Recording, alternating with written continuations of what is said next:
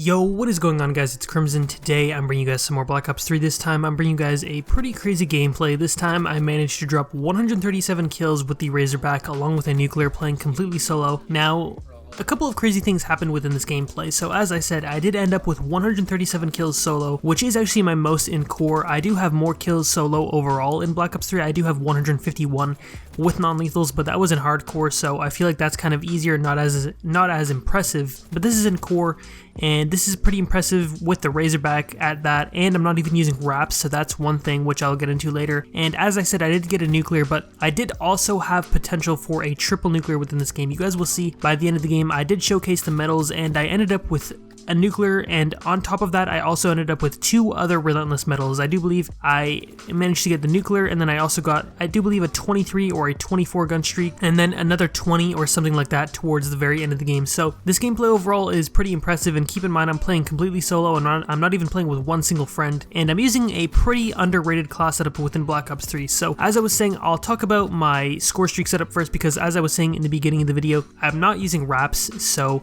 I think that makes it even more impressive, because if I were using wraps, I would probably end up with maybe 150 or 160 within this gameplay, but still, nonetheless, that's why I was sort of using the score streak setup that I'm using, that I'm going to explain within a second. It's still a great gameplay overall. So as you guys can see in the bottom right corner, I'm using the Talon, the Wraith, and the Hater, and the Talon is basically like a little mini escort. It sort of just follows you around the little map, or sorry, it follows you around the map, really wherever you go. And the thing that I like about it is as soon as you call it in, it spawns in right away, and it just follows you around. And this Talon probably got me around maybe, I would say, anywhere from 15 to 20 kills within this entire game. And then I'm also using the Wraith and the Hater, as you guys can see, and the Wraith probably ended up getting me around probably around the same, probably around 20 to 25 kills. So in total, I probably ended up with around 40 to 45 kills with my score streaks, and then around, I would say around 90 something with my weapon, which seems like, you know, the score streaks aren't really worth it. You'd rather run, you know, something like the Wraps or the Wraith or the GI unit or something like that. But I feel like when you use those score streaks, people tend to rage quit a lot more, because there's really nothing you can do once you call the Wraps and you continue to get those over and over again. People just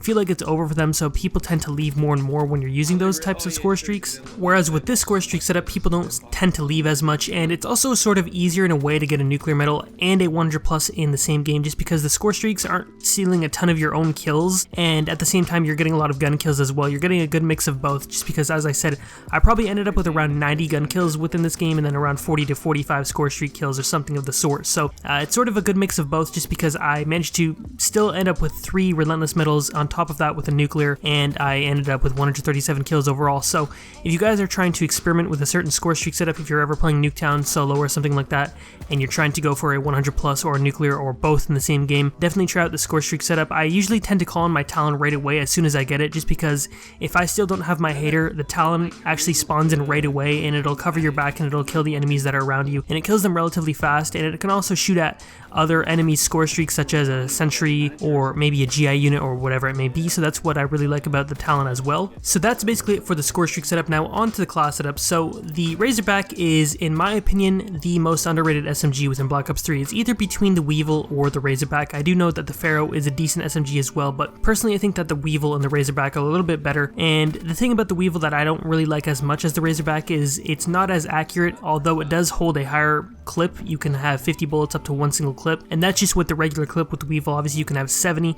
which is something that the Weevil has a huge advantage over the Razorback, but the Razorback is way more accurate and it has slightly more damage. The Weevil is actually the I do believe the weakest SMG in this game, so that's kind of why I like the Razorback a little more. And the Razorback acts like a submachine gun and an assault rifle, and I'm even using rapid fire in this game. So my attachment setup was, I do believe, rapid fire and then fast mags and then extended mags.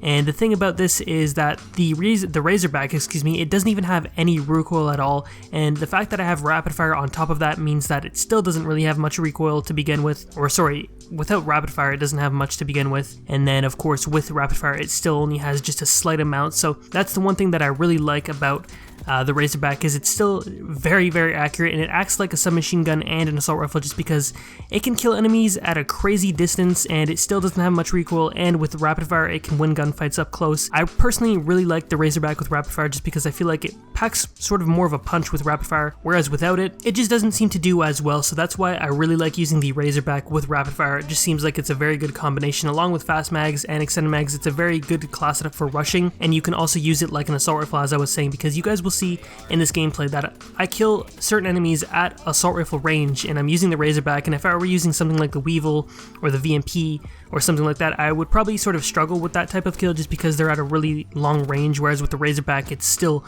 really easy to kill them. And once again, I'm not even using grip at all, and I have rapid fire, so rapid fire does add a little bit of recoil, but very little recoil at that, and it's an overall very good class setup. And then my perks, as usual, are Afterburner, Overclock, Scavenger, and Tactical Mask. I do know a lot of people don't feel the need to use Tactical Mask, but if you're playing Nuketown, especially if you're playing Nuketown, people tend to throw stuns and they play shock chargers down because they like to camp up top in the buildings and all of that. So I feel like Tactical Mask is actually a very underrated perk as well. When I'm mentioning underrated, just because obviously I'm talking about the Razorback, but Tactical Mask is also a very underrated perk. It's pretty much the only third perk that I'm always using. I'm never really using Blast Suppressor or anything like that. Some people think that you need Blast Suppressor, but personally I disagree. I don't really think you need it at all. Maybe if you're playing Search and Destroy or something like that, but I'm just playing, you know, hardpoint in this game, in this gameplay that is. So that's basically going to do it for all of the class setups and, you know, score streak talk and the gameplay talk and all of that. I did want to say that we are about to hit 2.5k on YouTube on this specific channel, so I do thank you guys very much for that. I do notice that since I've been streaming lately, which I want to get into in a second, I've been gaining more and more subs, and since I've been streaming, I'm definitely planning on doing that more. I'm not sure if you guys have noticed that or not, but a couple of you guys have been stopping by, so I definitely do appreciate that. It's something that I want to incorporate more and more into my channel, and eventually I'll be able to stream in really good quality because I plan on getting a really nice PC, hopefully within the near future once I save up for enough money, or have enough money to save up for, is what I'm basically trying to say. So that's basically going to do it for the video overall. Once again, thank you guys for nearing 2.5k. Maybe I'll hit it by the time this video goes up, I'm not entirely sure. But once again, thank you guys, and I hope you guys did enjoy the video overall and the gameplay. I will leave you guys with the rest of it. I do believe there's around a minute left or so, and that's basically going to do it. As I said, I hope you guys did enjoy the video overall. If you guys did, be sure to leave a like, and I am out. Peace.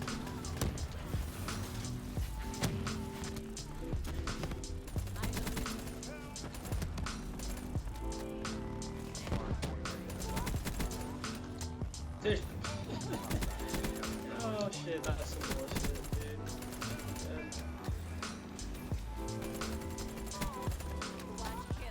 And you're sitting in a corner with a fucking cryo mine on the ceiling.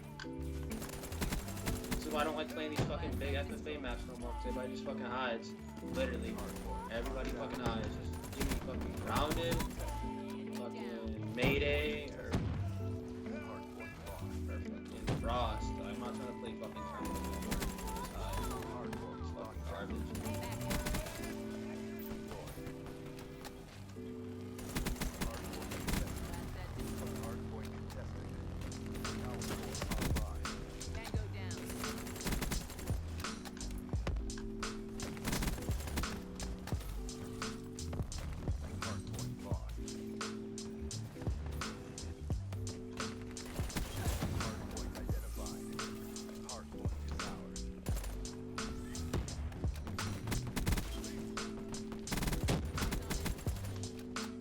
Gotta be kidding me.